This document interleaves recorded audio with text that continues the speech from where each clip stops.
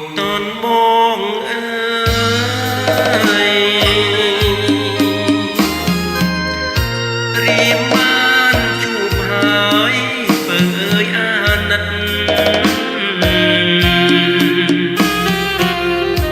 បងអ្នកចងងាយមកពីឆ្ងាយពិតពេលយប់ងងឹត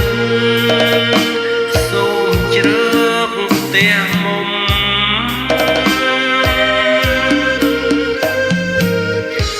បើអូនលឺហើយកាយកុំខ្មាំងយប់ងងឹតណាស់បងដាច់ចិត្តសូមផ្ទះស្បើកំសត់របស់ស្រីមុំភូមិឋានសុខុមស្រុកពោ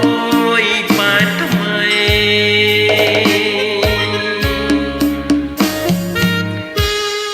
យប់អើយយប់ស្ងាត់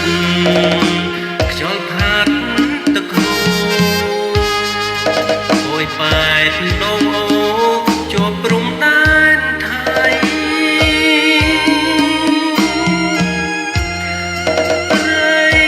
យំក្រលួចគួចនឹកអាឡ័យគិតថាស្អែកថ្មី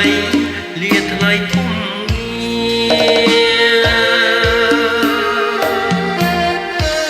មានតែ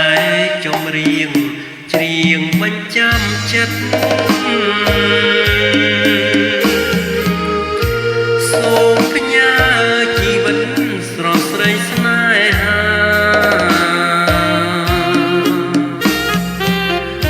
ពេល